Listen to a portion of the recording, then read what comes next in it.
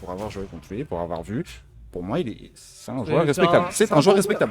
Ah bah, on est content quoi, on est content. Donc, à voir comment ça se passe. Je sais pas exactement comment se passe le match-up, mais dans ma tête, ZSS a un bon avantage sur Terry, dans le sens où le fait qu'elle puisse jouer mid-range et qu'elle puisse abuser de son de son Zer, de ses options principalement intéressantes, et que sa mobilité est un peu frustrante pour des shotos, bah ça permet quoi. Une pour l'instant. Dommage, Genis ne passera pas en stream, mais dans ma tête, le fait que le mid-range de ZSS bloque celui de Terry, bah, ça peut poser énormément de problèmes. Oh en tout cas, ça fait des petits tricks, on est plutôt content. Et n'empêche que Bush Captain nous fait démentir, car pour l'instant, il trouve d'extrêmement belles phases. Et ouais, et on prend la première stock. On n'a même pas le temps de décrire le match-up, il prend déjà la première stock. Et ouais. Il sort extrêmement bien avec quelques moves à partir de side B, à partir de combo de Soto. Et il va essayer de proposer quelque chose d'assez spécial dans certains ledge traps. Et ouais, et comme tu l'as dit en plus, justement, c'est des CS qui peut aboutir. Comment? Ouais. Ok, bah vas-y, je fais. Ça bloque les traps et ça nous ressort un magnifique back air à l'edge guard. Bush s'est pris une petite phase et Nagenzo a réussi à profiter des inattentions de notre cher Captain.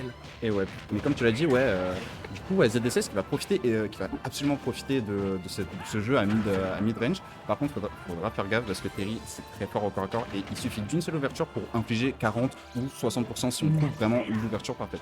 Pour le moment, on cherche le Tiger Nipper Dunk. Et c'était un magnifique up B qui est trouvé. On va pouvoir chercher une phase peut-être plus intéressante à partir de là. On ralentit à nouveau le jeu et on va essayer de trouver des informations. Peut-être que ça va être Nagenzo qui va chercher un neutral plus intéressant. Peut-être que Captain va remettre une pression. Et c'est un combo qui est trouvé.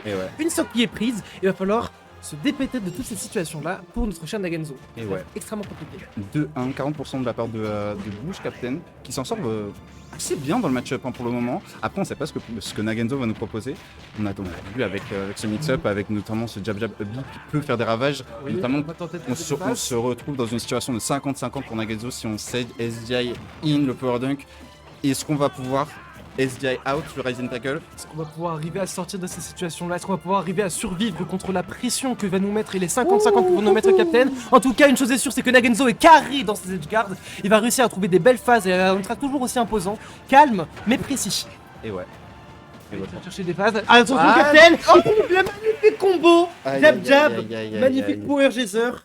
Et tu exploses dans la platine. Il est pas attentif. En tout cas, Captain est hyper précis tout le temps. À chaque fois qu'il va chercher ça ralentit, il prend des petites phases de Nagenzo. Le problème, c'est que Captain il va non seulement trouver un petit peu plus de phases que Nagenzo, mais en plus, il va réussir à chercher plus de confirmes qui vont faire plus mal. Là où Nagenzo, quand il va trouver des phases, bah il faut absolument que Captain fasse un peu de la merde dehors pour pouvoir commencer à chercher à trouver des kills. Il faut absolument que Nagenzo puisse se ressaisir dans une prochaine partie, puisse trouver des combos et des confirmes qui soient plus intéressants, parce que sinon, ça va être très compliqué pour le joueur d'arriver à sortir de phase et à chercher quelque chose de plus intéressant. Parce que là, Captain nous a proposé un jeu qui était solide, un jeu qui arrive à proposer, à faire sortir des stocks assez rapidement. Nagenzo, on voit que c'est pas du tout la même chose de son côté. On voit qu'il y a vraiment beaucoup plus de difficultés, donc ça va être très compliqué sur cette deuxième partie.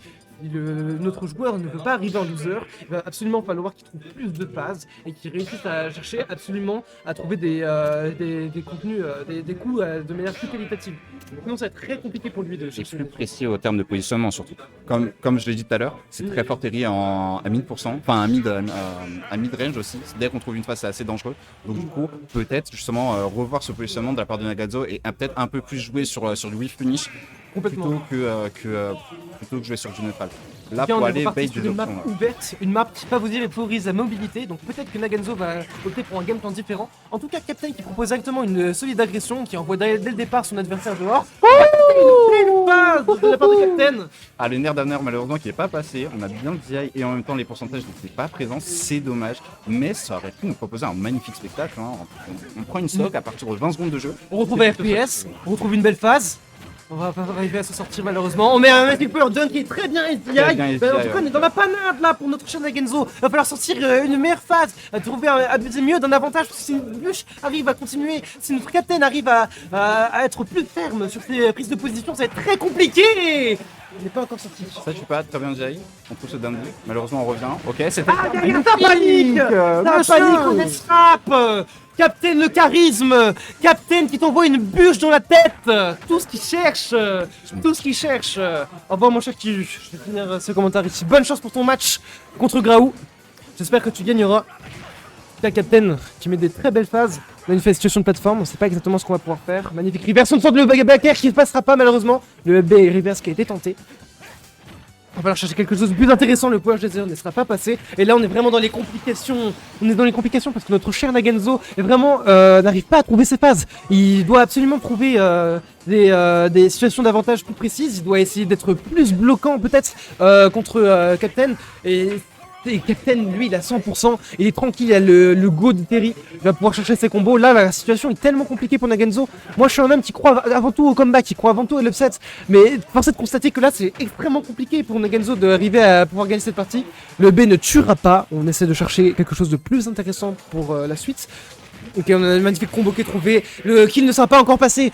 On va falloir chercher quelque chose de plus intéressant. On fait peur, on conditionne les traps et malheureusement... on va avoir un suicide sur cette partie. Terrible, mais magnifique 3 stocks de la part de Captain. On n'aurait pas laissé d'opportunité pour Nagenzo d'avoir trouvé le kill. Et c'est sûr, cette situation